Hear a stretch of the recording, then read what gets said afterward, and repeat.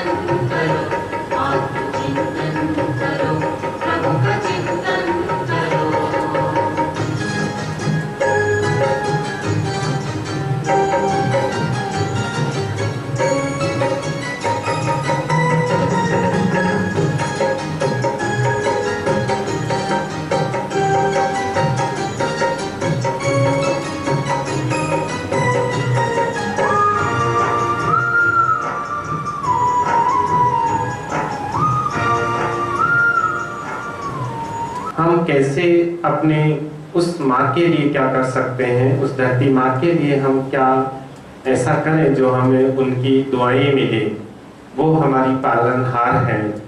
तो आज हमारे बीच में परम आदरणीय पीके स्मिता दीदी जी, जो बालोतरा से हमारे बीच पहुँचे हैं और आप बहुत अच्छी ट्रेनिंग्स देते हैं, जो कई इंडस्ट्रीज में हैं और कई प्रकार के एजुकेशन सोसाइटी में हैं, मिलिट्री फोर्सेस में हैं, पैरामिलिट्री फोर्सेस में हैं।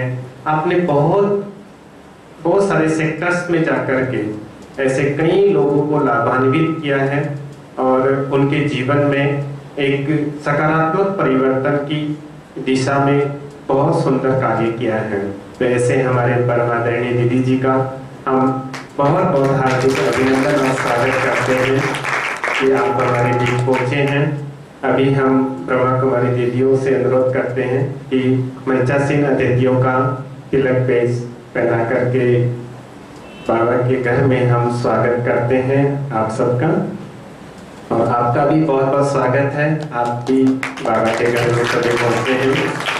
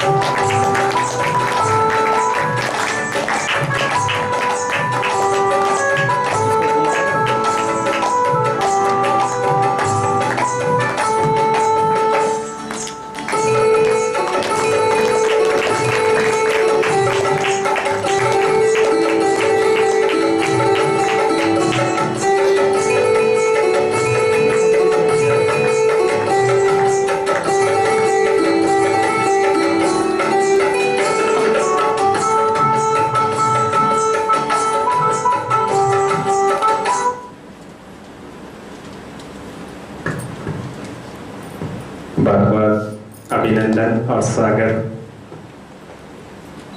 तो अभी मैं प्रोग्राम की आगे की कड़ी में हमारे बीच जितने दोस्त हैं, परम आदरणीय बीके स्मिता दीदी पूछे हैं और आज हमें उस धरती माँ के बारे में बहुत सुंदर बातें बताने वाले हैं। तो मैं अभी आदरणीय दीदी से ही अनुरोध करता हूँ कि आज के इस विषय पर प्रकाश डालेंगे आदरणीय स्मिता दीदी जी।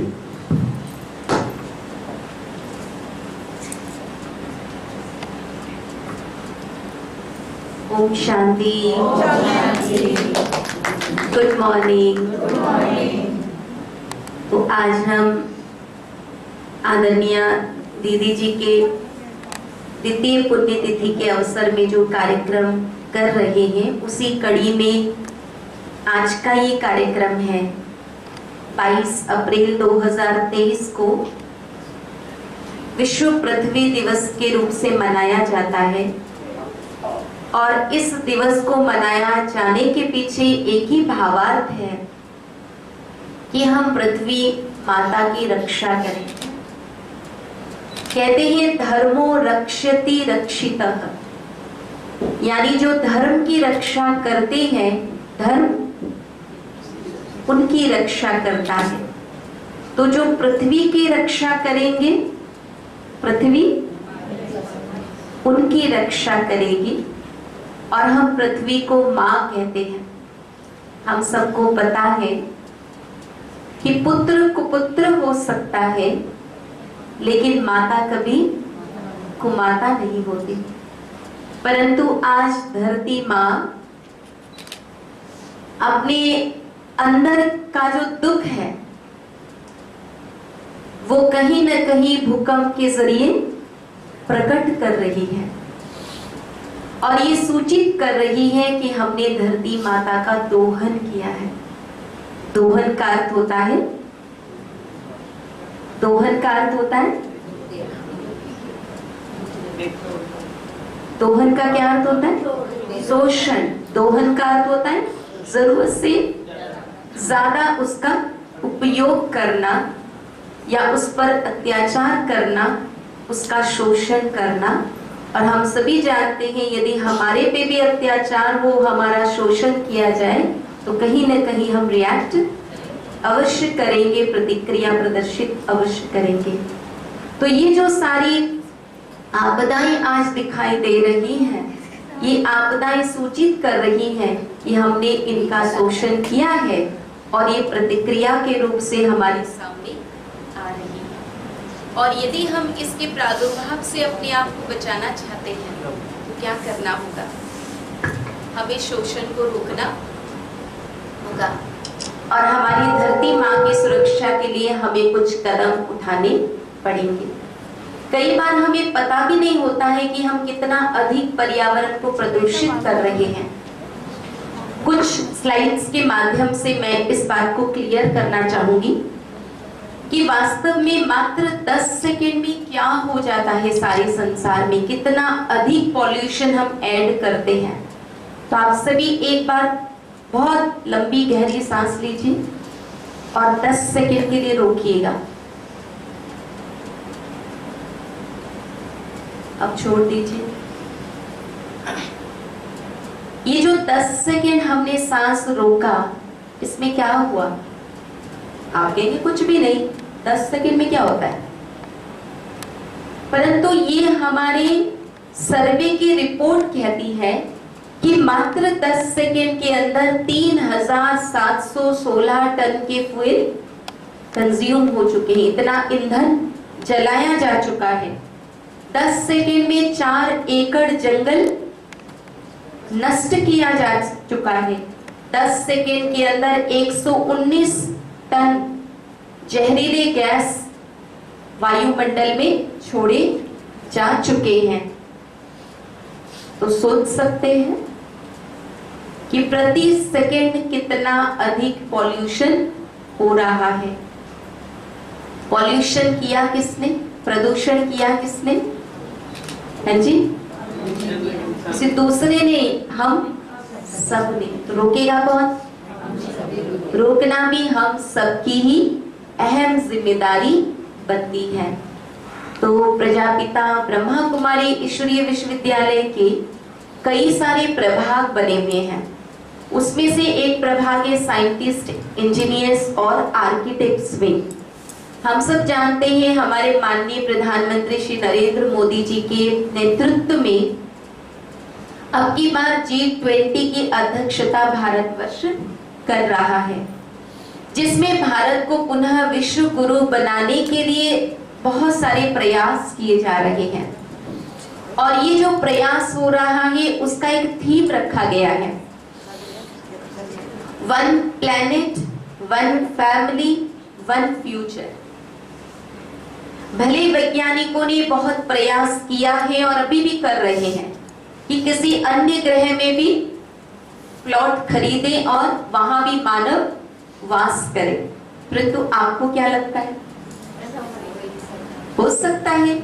पृथ्वी एकमात्र वो स्थान है जहां पर सर्वाइवल पॉसिबल है, किसी दूसरी जगह पॉसिबल है ही नहीं। एक ही धरती है, एक ही प्लेनेट है और एक ही परिवार है। ये हमारा वो प्यारा सा भारत देश है जहां पर हमारी संस्कृति ने हमें सिखाया वसुधैव कुटुंबकम। लोगों ने तोड़ना चाहा, लोगों ने फूट डालने की कोशिश की, लेकिन ये भारत की गरिमा आज तक रही है कि भारत ने सदैव लोगों को जोड़ा है। ये भारत एकमात्र देश है जहां पर हर धर्म के व्यक्ति को अपने अधिकार के साथ जीने के लिए सारी सुविधाएं प्रदान की हुई है। तो वो भारत के हम वासी हैं जहां की संस्कृति हमें सिखाती है वसुधैव कुटुंबकम।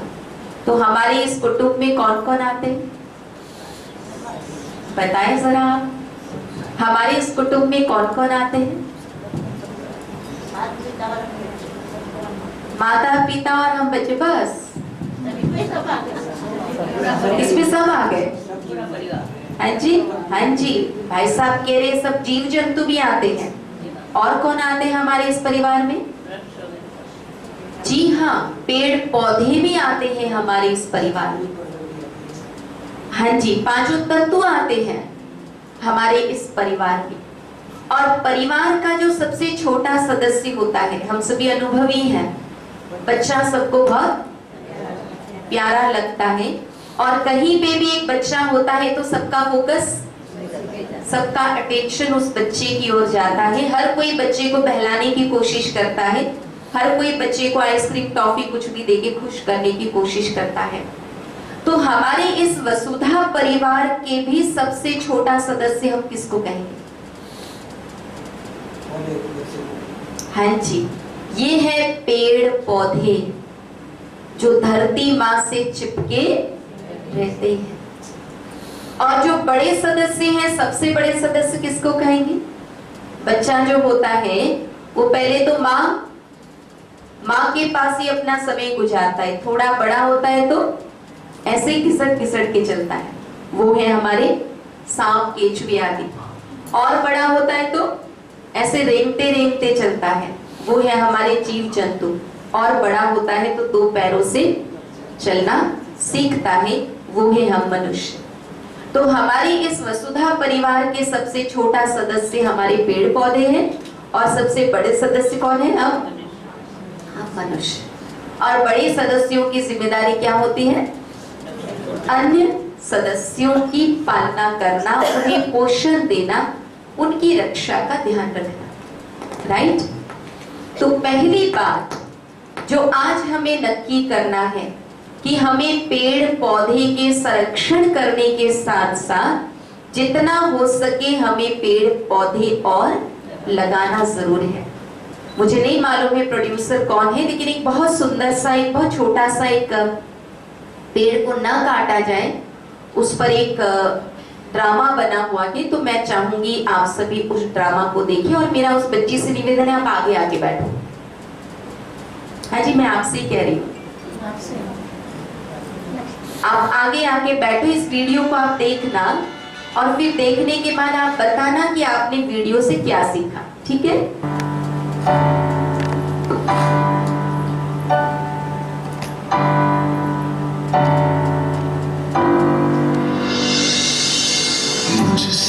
एहसासों की तुझ में रवानी, मैं ना रहा तो रहेगा न पानी।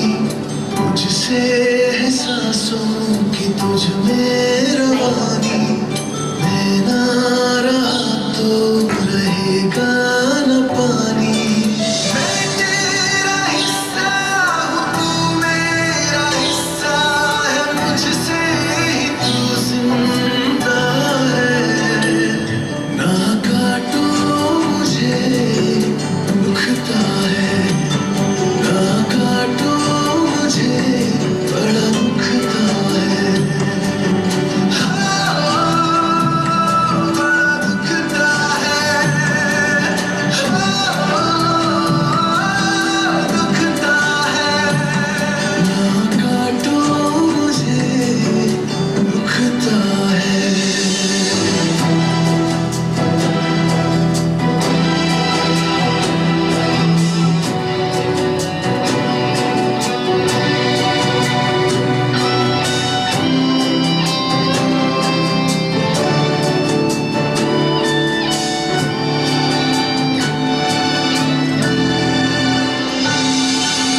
मैंने दिया तुमको पल फूल छाया,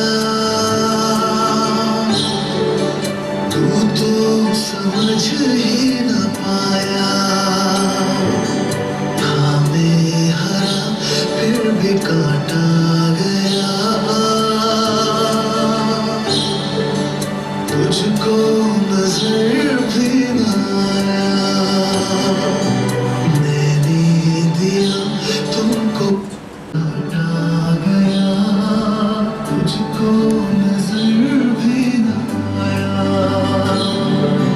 निर्मोहिया है, तू बेशर्म है, वो तो शर्मिंदा है। ना काटो मुझे दुखता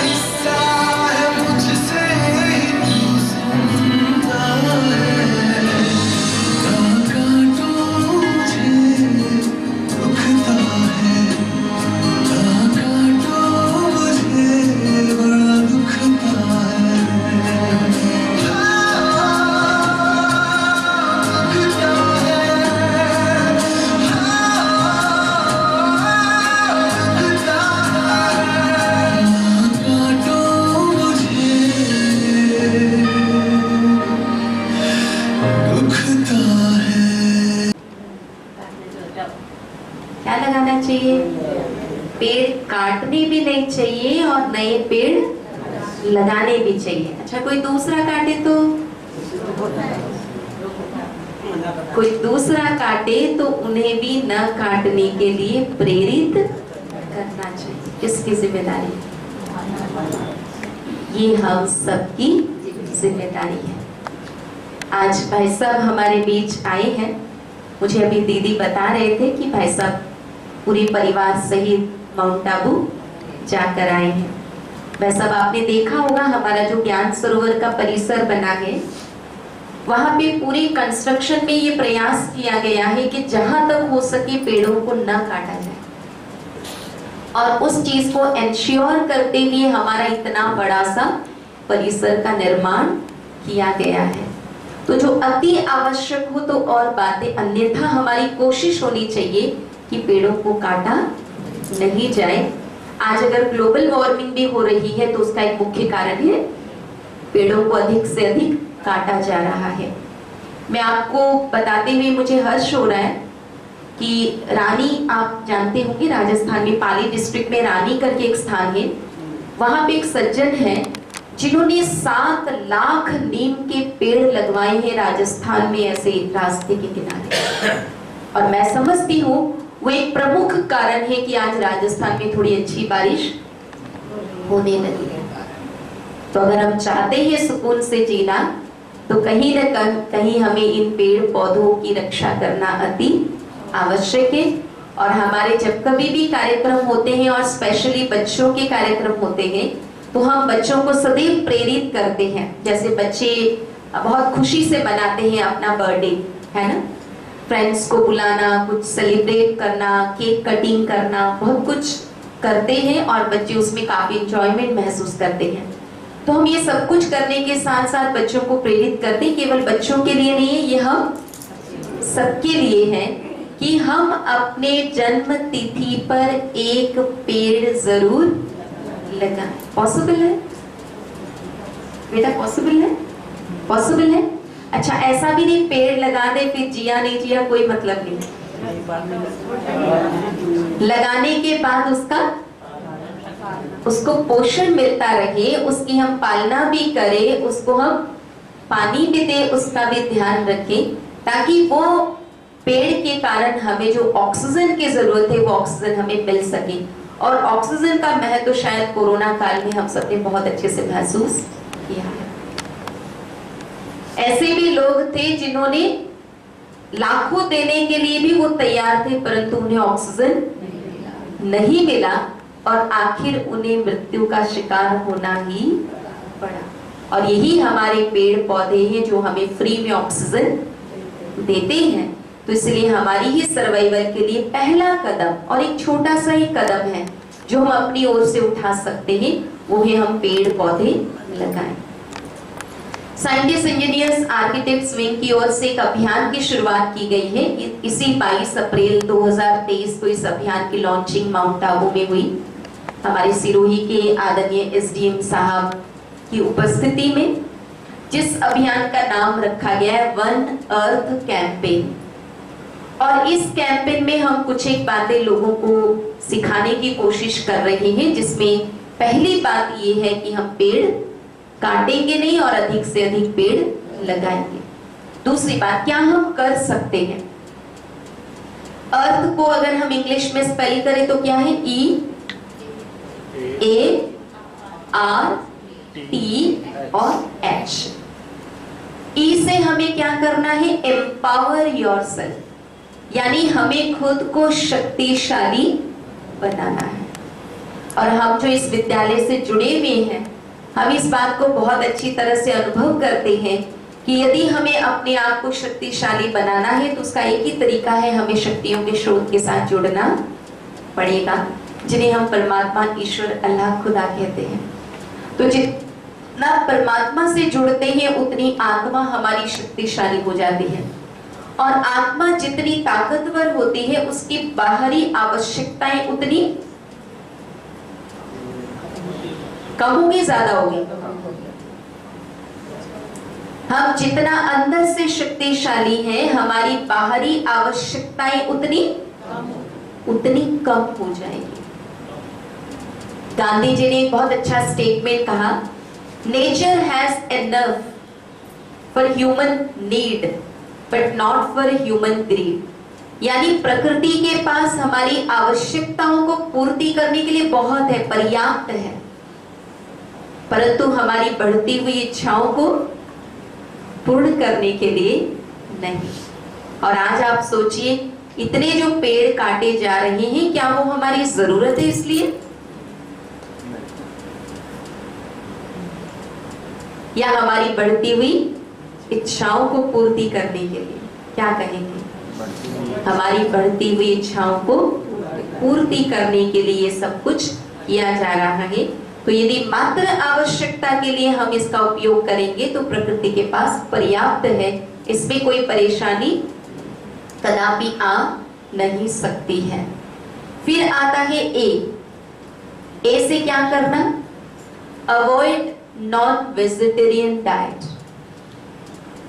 ब्रह्मा कुमारी ईश्वरीय विश्वविद्यालय में हमें सिखाया गया कि प्रकृति ने बहुत कुछ फल फूल, बहुत तरीके से अन्न हम प्रकृति से प्राप्त करते हैं जो मानव का पोषण कर सकती है।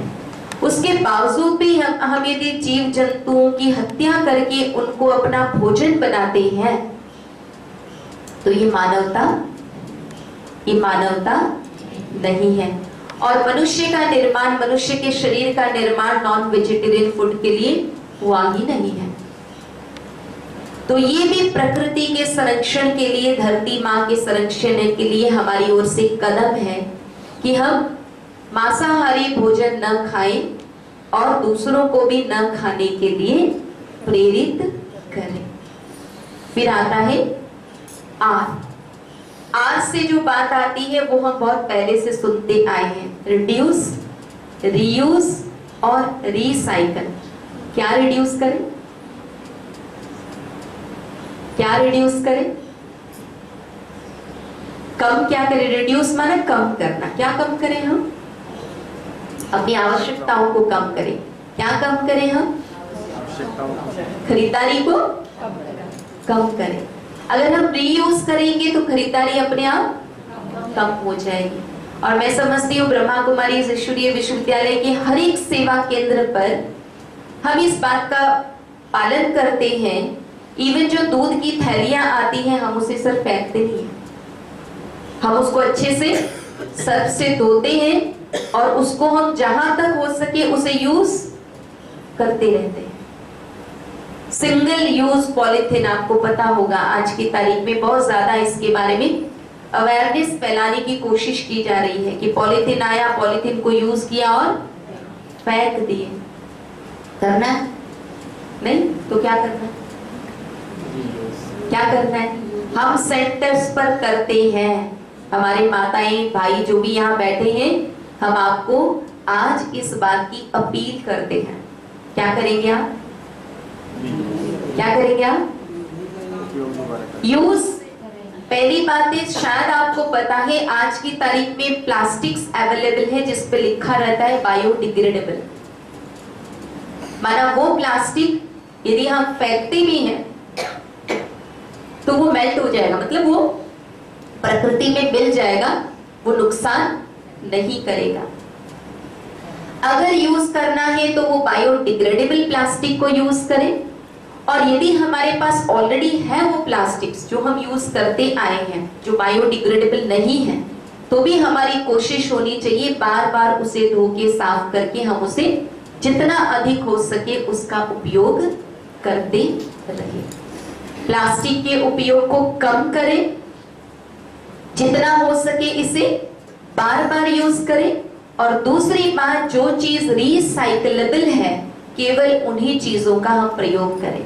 हम सभी नारियल पानी पीते हैं, कैसे पीते हैं? कैसे पीते हैं? हाँ जी, वो स्ट्रॉ आता है ना, स्ट्रॉ से पीते। वो स्ट्रॉ किसका होता है? आपको शायद पता हो आजकल मार्केट में वो पेपर वाला स्ट्रॉ भी आने लगा है। पेपर वाला स्ट्रॉ भी आने लगा है, तो हम क्या करेंगे? पेपर वाला यूज करें। कौन सा स्ट्रॉ यूज करेंगे? पेपर वाला। पेपर वाला स्ट्रॉ यूज करेंगे। आप कहेंगे दीदी हर कोई आज रखता नहीं है, क्योंकि वो अवेयरनेस नहीं है, उनके पास प्लास्टिक वाला स्ट्रॉ ही होता है। तो प्रैक्टिकली आज आपने ये सेशन अटेंड किया और आपने सोचा कि ठीक है, आज से मैं जब कभी भी नारियल पानी पीऊंगा या पीऊंगी तब मैं कौन सा स्ट्रॉ यूज करूंगी? Paper straw. पर आप गए नारियल वाले के पास और उसको आपको नारियल तो देता है, साथ में प्लास्टिक स्ट्रॉ ही देता है, उसके पास है ही नहीं पेपर स्ट्रॉ। तो हाँ जी, अच्छा पेपर लेके इंस्टेंट सॉल्यूशन क्लास में यूज कर सकते हैं। हाँ जी, क्लास में भी यूज कर सकते हैं। माना कुछ भी विकल्प अपनाइए, आपको ध्यान हो मैं नारियल पानी पीने वाली हूँ, पीने वाला हूँ, तो स्ट्रॉ भले पेपर स्ट्रॉ घर पे मंगा के रखिए, स्ट्रॉ साथ में लेकर जाइए, आप इंस्टेंट स्ट्रॉ पेपर का बनाइए, आप कुछ भी करिए, परंतु हमें प्लास्टिक यूज नहीं करना है। क्यों?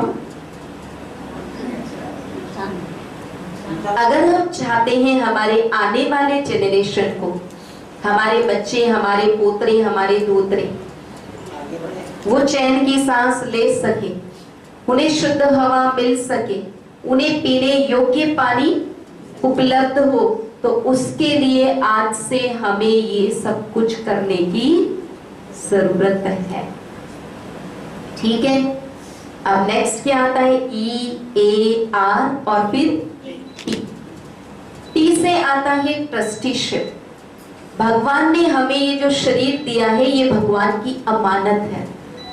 भगवान ने हमें जो ये धरती दी है, फलने फूलने वाली धरती, ये भी क्या है? ये अमानत है, और अमानत की रक्षा की जाती है ना। यदि मेरी ही कोई चीज है वो टूट फूट जाए तो मुझे शायद उतनी चिंता नहीं होगी। अगर आपने आपकी कोई चीज मेरे पास रखी है और कहा है दीदी थोड़ा एक हफ्ता आप संभाल के रखो, मैं कहीं बाहर जा रही हूँ, आपने अपनी ज्वेलरी लाके मेरे पास रख दी है कि दीदी बाहर जा रही हूँ, घर लॉक कर रहे हैं, जमाना नहीं है कि आज घर लॉक करके जाएं तो भी सेफ्टी नहीं है, इसलिए दीदी प्लीज आप संभालना। तो मेरा अटेंशन किस पे ज्यादा होगा? आपकी वो अमानत जो मेरे पास आप मेरे भरोसे छोड़ गए हैं, मैं उसका ध्यान मेरी चीजों से कहीं अधिक रखूंगी। यस और नो? ऐसे ही परमात्मा हमें समझाते हैं, ये शरीर भी भगवान का दिया हुआ अमानत है, ये पृथ्वी भी हमारे लिए एक अमानत है। तो इस अमानत का हम दोहन, इसका मिसयूज हम कदापि न करें। इसका प्रोटेक्शन, इसको प्रिजर्व करना और कैसे धरती माँ से अधिक लाभ हम ले सके उसके बारे में जागरूकता, वो प्रमोशन हम लोगों के अंदर फैलाना। तो हमारा ये जो कैंपेन है, इस कैंपेन में 3 बातों का ध्यान रखा गया है। आप देख रहे हैं बैनर में भी लिखा है प्रिजर्व यानी संरक्षण, दूसरी बात प्रोटेक्ट यानी जहां तक हो सके इसका हम बचाव करें, और तीसरी बात प्रमोट यानी जो बातें हम समझ रहे हैं हमें ये और अधिक लोगों तक पहुंचाना है, ताकि हम सब मिलजुल के इन बातों का ध्यान रखें और हमारी धरती की सुरक्षा हम कर सकें। और लास्ट में EART, T के बाद H stands for harmony with nature, यानी प्रकृति के साथ समन्वय बनाकर चले। आध्यात्मिकता में हमें बहुत अच्छी बात सिखाई गई है, जैसे हमारा आंतरिक नेचर होता है, हमारा इनर नेचर होता है, हमारी आंतरिक प्रकृति होती है, वैसा ही बाहर प्रकृति में दिखाई देता है। सतयुग में, गोल्डन एज में सर हम कहते हैं कि इस धरती पे जो शुरुआती दौर था वो गोल्डन एज कहलाता था, और गोल्डन एज में प्रकृति दासी हुआ करती थी। गोल्डन एज में यदि हमें फल तोड़ना है और किसी वृक्ष पे फल लगा हुआ है और हम अपना हाथ ऊपर करते थे, अच्छी क्या होता था? पेड़ की डाली झुक जाती थी, ताकि मेरे देव मुझे सहज प्राप्त कर सके और मुझे स्वीकार कर सके। ये तालमेल था मनुष्य और प्रकृति का। और आज वो तालमेल संपूर्णतया बिगड़ गया है और हम चाहते हैं कि वही तालमेल वापस लौट आए। और उसके लिए हमें क्या करना होगा, जो हमारे 5 तत्वों की खूबियां हैं, जो हमारे 5 तत्वों की विशेषताएं हैं, उन विशेषताओं को हमें अपनी नेचर में लाना पड़ेगा। जब हमारे आंतरिक प्रकृति और बाहरी प्रकृति के बीच में एक तालमेल होगा, तभी हम उस नेचर की परिकल्पना कर सकते हैं। हम वैसी प्रकृति की परिकल्पना कर सकते हैं जो हमारी दासी होकर सतत हमारी सेवा करती रहे। हम जानते हैं गोल्डन एज में, सतयुग में भूकंप होंगे, बाढ़ आएगी, तूफान मचेंगे, कुछ भी नहीं होगा। प्रकृति संपूर्णतया सुखदायी होगी। तो प्रकृति को पुनः सुखदायी बनाने के लिए हमें प्रकृति के गुण को अपने अंदर भरना पड़ेगा। बहुत लंबा समय नहीं ले रही हूँ। हमारे 5 तत्व हैं। 5 तत्व क्या है मालूम है? पृथ्वी, जल, वायु, अग्नि और आकाश। पृथ्वी का गुण क्या है? देना। प्रकृति के 5 ही तत्वों के गुण है देना। जो देता है सो देवता है। और यही कारण है कि 5 ही तत्व हमें देते हैं। वृक्ष, फल, छाया, ऑक्सीजन और अग्नि। अग्नि से भी फायदा है या फायदा नहीं है, नुकसान है? अग्नि से भी फायदा है। आप खाना बनाते हैं, आप कचरा जलाते हैं, रूप परिवर्तन होता है। आपको सोने से खाद निकालना है तो भी बिना अग्नि के कुछ नहीं होने वाला है। आपको ईंट को पकाना है तो भी आपको अग्नि की जरूरत है। तो वो भी अनेक प्रकार से हमारी मदद करता है। और जल तो जीवन है। एक दिन में जल के बिना हमारी हालत खराब हो जाती है। तो इन तत्वों का गुण क्या है? पृथ्वी में कौन सा गुण है? बहुत सारे हैं। हाँ जी, एक गुण सिर्फ हम एक गुण सिर्फ लेंगे। हाँ जी, प्रकृति का एक गुण, धरती का एक गुण हम लेते हैं, सहनशीलता। आज किसान भी बोने के लिए पहले क्या करता है?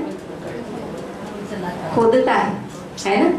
और उसे धरती माता सहन करती है और बदले में हमें अन्न देती है ना?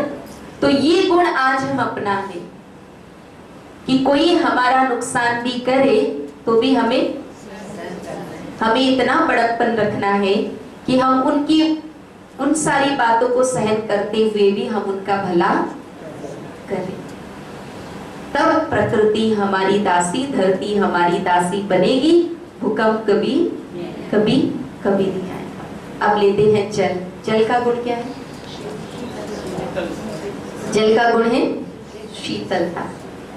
जल का गुण है आप उसको जिस भी पात्र में रखेंगे वो उसी शेप में ढल जाना। ठीक है, तो ये 2 गुण आज हम अपनाने के लिए अपने आप से पढ़ करेंगे। क्या भी हो जाए, कितना भी हो जाए, लेकिन हमें क्रोध नहीं करना है। हमें अपने मानसिक स्थिति को सदैव शांत और शीतल बनाए रखना है। और दूसरा, जैसी परिस्थिति, जैसे लोग, उसके मुताबिक हमें अपने आप को ढलकर उनके साथ मिलजुल कर चलना है। तो कभी बाढ़ नहीं आएगी। आप चलते हैं अग्नि की ओर। अग्नि का गुण क्या है? अग्नि का गुण क्या है? बहुत सारे गुण हैं। परिवर्तन ही ले लीजिए।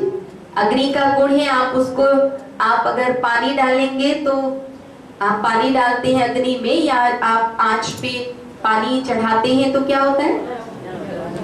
वो भाप बन के उड़ जाता है, गर्म हो जाता, ठंडा पानी गर्म हो जाता, और गर्म करो तो भाप बन के उड़ जाता है। तो वैसे ही आज हम इस गुण को अपने अंदर धारण करते हैं। जो भी छोटी मोटी कमजोरियां हमारे अंदर है, जो हमें स्वयं को या हमारे मित्र जनों को परेशान कर रही है, चाहे वो क्रोध है, चाहे वो झूठ है, चाहे वो चोरी है, चाहे वो ठगी है, चाहे वो बदला लेने की भावना है, जो हमें और दूसरों को परेशान कर रही है, उसको हम क्या करेंगे? उसको हम क्या करेंगे? उसको हम परिवर्तन करेंगे। ठीक है? तो कभी आग नहीं लगेगी। चौथा तत्व क्या है? वायु तत्व। वायु का गुण क्या है?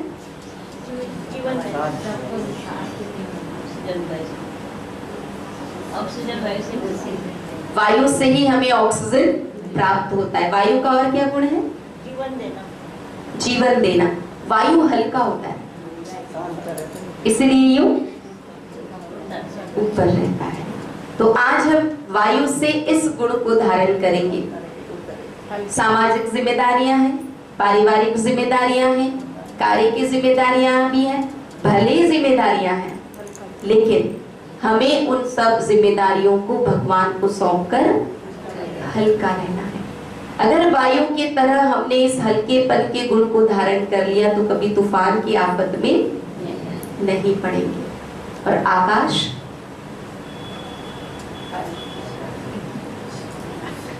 सोचा ही नहीं कभी।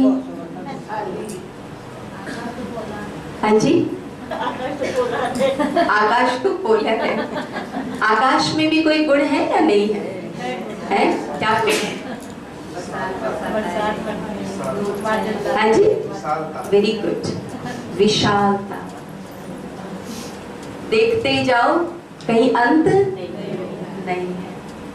तो आकाश की तरह हमें विशालता का गुण धारण कर लेना है कि हमारा दिल इतना बड़ा हो जाए, इतना बड़ा हो जाए कि संसार में जो प्राणी हैं, जीव जंतु हैं, पेड़ पौधे हैं या दूसरे मनुष्य हैं, सबके संरक्षण के प्रति, सबकी रक्षा के प्रति हमारे अंदर वो जागरूकता आ जाए। और जो हमारे संस्कृति में, भारत में सिखाया गया, जियो और जीने दो, उस बात को हम अपने जीवन में अपने अंदर चरितार्थ कर ले, ताकि आकाश की तरह विशाल हृदय रखते हुए हम सबकी रक्षा कर सके। तो अगर ये छोटी पागल पट्टे हैं ना, पागल पट्टे हैं, उससे नुकसान होता है नहीं होता है? वो आपने सुना होगा ना, अमरनाथ की यात्रा करने बहुत सारे लोग गए, बादल फटा और क्या दशा हुई, है ना? तो ये सारी जो कैलेमिटीज हो रही है, ये सारी जो आपदाएं हो रही है, इन आपदाओं से बचने का एकमात्र उपाय है कि जो उनके अंदर गुण है, जो उनमें जो विशेषता है, उन विशेषताओं को हम अपने अंदर ले आए। तो जो हमारी आंतरिक प्रकृति में बात होगी, वही हमारी बाहरी प्रकृति में भी धीरे धीरे दिखाई देनी शुरू हो जाएगी। तो इन्हीं शब्दों के साथ मैं अपनी वाणी को विराम देती हूँ। तो आज हम सब क्या पढ़ करेंगे, क्या प्लेज करेंगे? सभी अपने अपने स्थान पर खड़े हो जाइए। अपना हाथ आगे करिए।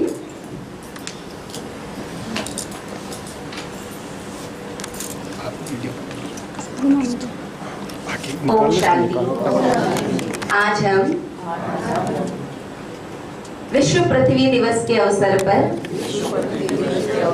आयोजित इस कार्यक्रम में अपने आप से प्रतिज्ञा करते हैं कि पृथ्वी माँ की रक्षा के लिए जहाँ तक हो सके हम पेड़ नहीं काटेंगे और दूसरों को भी न काटने के लिए प्रेरित करेंगे।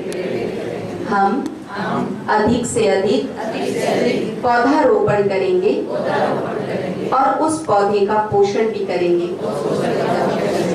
हम जितना हो सके प्लास्टिक का उपयोग कम से कम करेंगे और यदि करेंगे भी तो रिसाइक्लेबल प्लास्टिक ही उपयोग में लाएंगे।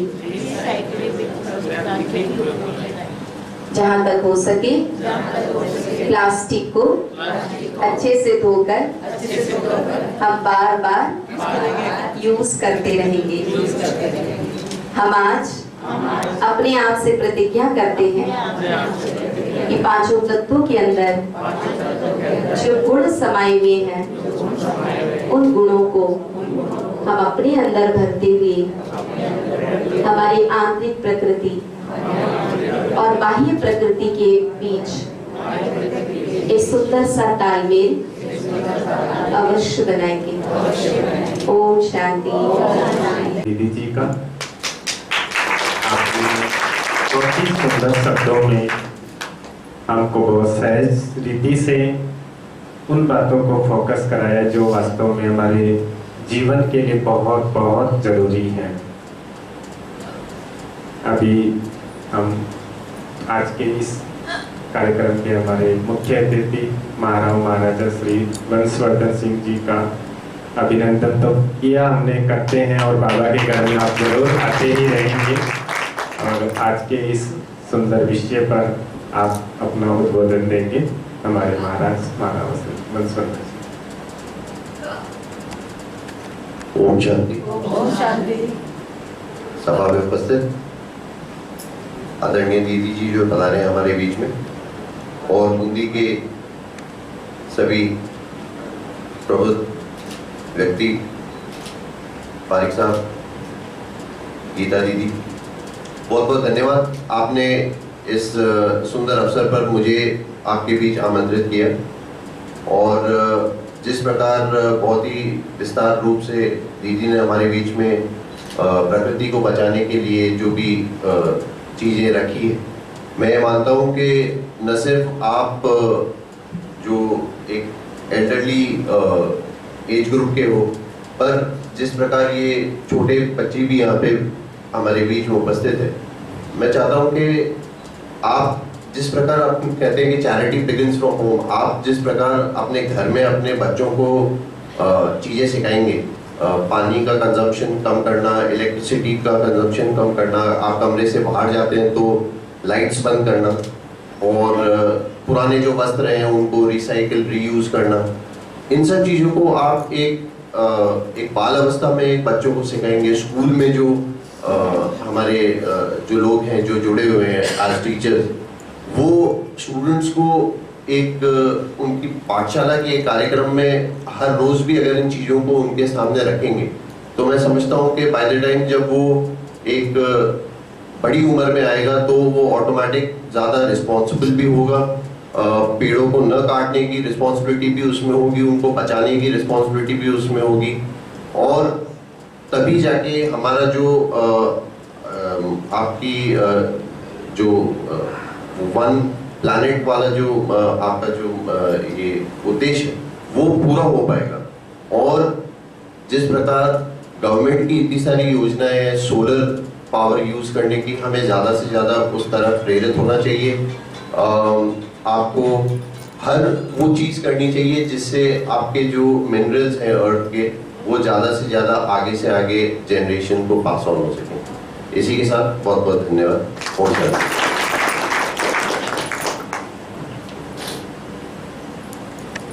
बहुत बहुत शुक्रिया, धन्यवाद आपका।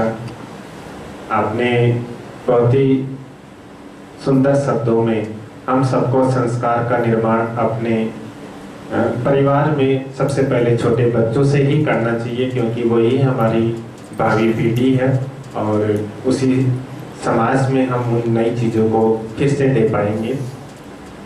बहुत बहुत धन्यवाद। आदरणीय हमारे केंद्र प्रभारी रजनी दीदी जी, आप बहुत त्याग और तपस्या से हमारे बूंदी शहर के अंदर इतनी सुंदर सेवाएं प्रदान कर रहे हैं, और आपके ही ये शुभ संकल्पों से आज ये हम 9 दिवसीय कार्यक्रम देख रहे हैं। आदरणीय दीदी से मेरा अनुरोध है कि आज के इस सुंदर विषय पर आप अपना आशीर्वचन देंगे। आदरणीय दीदी। ओम शांति।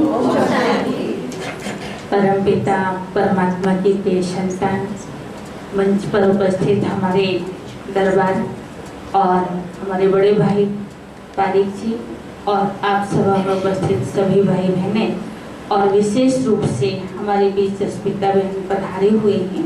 स्वागत है, अभिनंदन है, आभार है। अस्मिता दीदी ने बहुत सुंदर रीति से हम सबको समझाया और आपने भी बहुत अच्छी रीति बताया कि हमें अपनी प्रकृति माँ को कैसे सुखदायी बनाना है। वो सुखी होगी तो हम सभी सुखी होंगे। उसके लिए हमें अपनी आंतरिक प्रवृत्ति को, प्रकृति को ठीक करना होगा। यदि आंतरिक प्रकृति हमारी ठीक है तो उसका ही असर बाह्य प्रकृति पर पड़ता है, जो हम सब ने सुना है। तो देखो हमारे जीवन में तो अनेक अवसर आते हैं, जैसे आदरणीय भाई साहब ने कहा कि हम जन्मदिन मनाते हैं, शादी की सालगिरह मनाते हैं, जन्मोत्सव में भी जाते हैं और विवाहोत्सव में भी जाते हैं। तो क्यों ना हम अपने जीवन का एक सिद्धांत बनाएं कि हमें उपहार स्वरूप में कोई एक पौधा हम लेकर के जाएं, ताकि वो पौधा लगाएं और साथ ही साथ हम इस पर्यावरण को शुद्ध बना सके। तो हम एक छोटा सा नियम अपने जीवन में अपना ही सकते हैं और मैं आशा करती हूँ कि आपने इतनी सुंदर प्रेरणाएं दी हैं, उन प्रेरणाओं को हम अपने जीवन में अवश्य लागू करेंगे। तो आप सभी का बहुत बहुत धन्यवाद है, आभार है। आपने अपना अमूल्य समय हमें दिया, खासकर अस्मिता बहन जो हमारे बीच में 4 दिन से उपस्थित हैं और अपनी अथक सेवाएं, विभिन्न वर्गों की सेवाएं वो कर रही हैं। तो बहुत बहुत आभार, धन्यवाद। ओम शांति।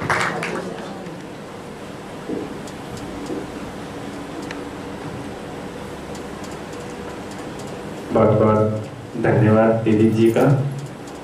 अभी हम आदरणीय गीता दीदी, रजनी दीदी जी से, हमारे अस्मिता दीदी जी से अनुरोध करते हैं, हमारे माननीय मुख्य अतिथि महोदय महाराज श्री वंशवर्धन सिंह जी को तुलसी का पौधा भेंट करेंगे। आदरणीय दीदी जी।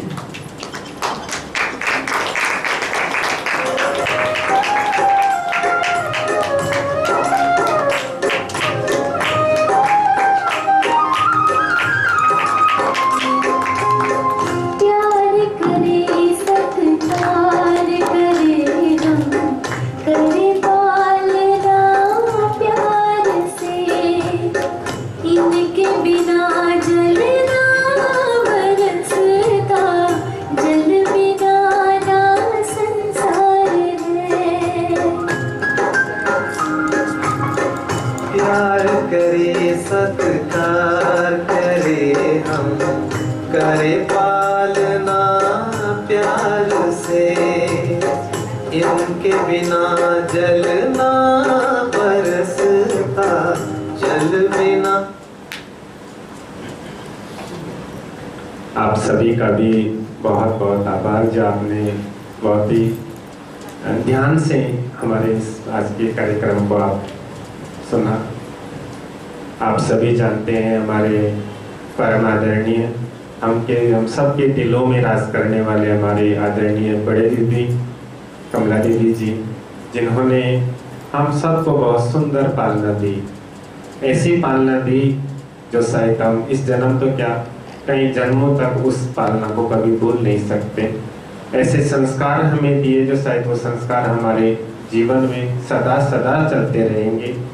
तो ऐसे हमारे आदरणीय दीदी जी के पुण्यतिथि पर हम सभी श्रद्धांजलि अर्पित करेंगे। अभी पुष्प अर्पित करके आदरणीय दीदी जी को हम श्रद्धांजलि देंगे।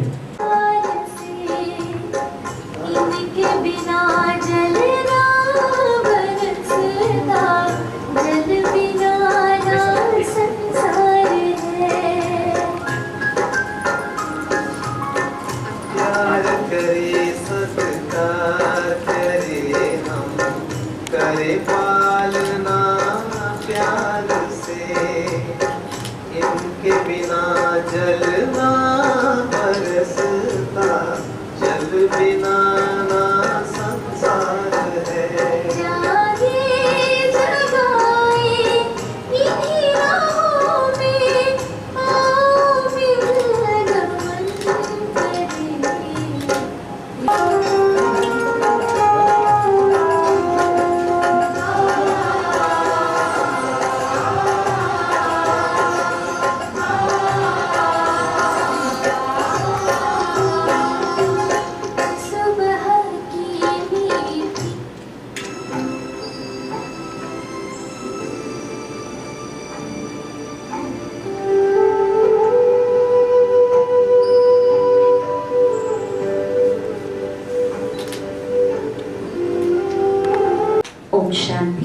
हम सभी कमर सीधी करके बैठेंगे।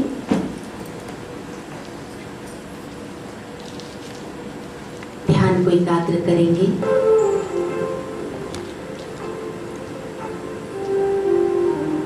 स्वयं के ऊपर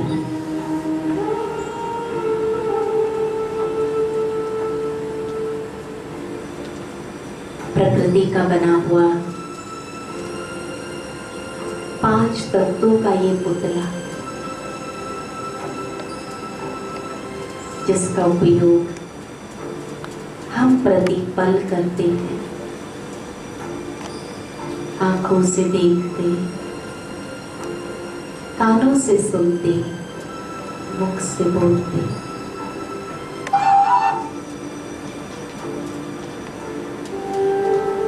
और दिल से उस रचनाकार का धन्यवाद करते हैं।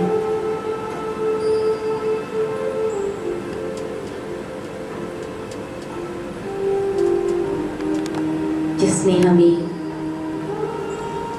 इतना सुंदर शरीर दिया है, एक परफेक्ट मशीन, जिसके माध्यम से वर्षों तक हम बहुत कुछ कर पाते हैं, जिसके माध्यम से नई नई अनुभूतियों को संजोते हैं।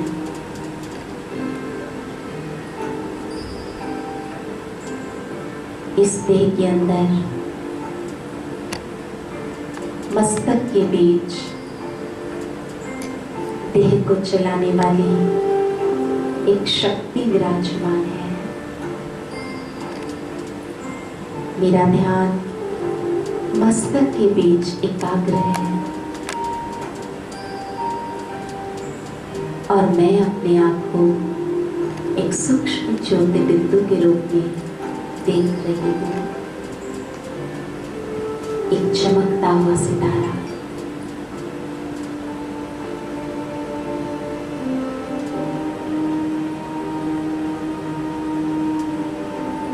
और मुझ सितारे का संबंध उस परम ज्योति के साथ है। परम ज्योति की करुणा, उनका आशीर्वाद मुझ पर बरस रहा है। मैं कितनी न सौभाग्यशाली हूँ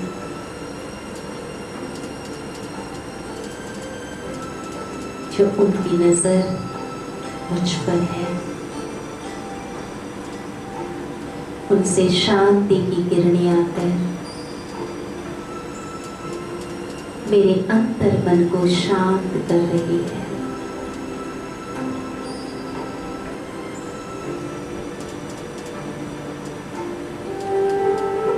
प्यार की सागर की, प्यार की धारा मेरे अंदर विशुद्ध प्रेम जागृत कर रहा है और मेरे दिल में संसार के समस्त प्राणी, हर एक मनुष्य, जीव जंतु, पेड़ पौधों के प्रति असीम प्यार है।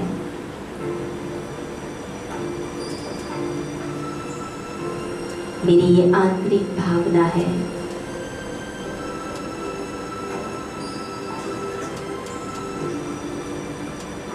पेड़ पौधों का संरक्षण, जीव जंतुओं का संरक्षण,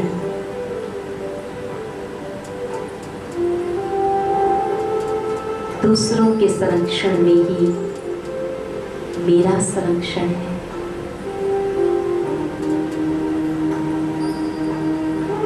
इस धरती माँ को सुख देने के लिए मुझे हर संभव प्रयास करना है।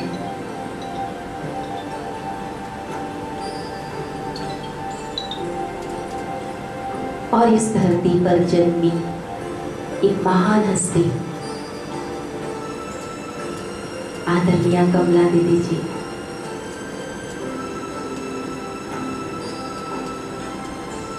जिन्होंने सबके प्रति अपनेपन,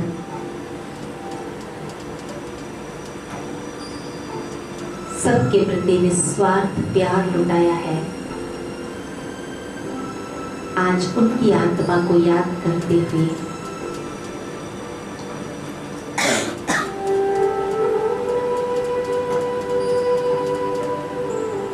हम सभी बूंदी निवासी आज ये संकल्प करते हैं कि बूंदी और आसपास के क्षेत्र के हर एक आत्मा को सुख पहुंचाना है, सुकून देना है, उनमें आध्यात्मिक जागृति लानी है। और यही प्रयास आदरणीय दीदी जी के प्रति हम सबकी सच्ची श्रद्धांजलि होगी।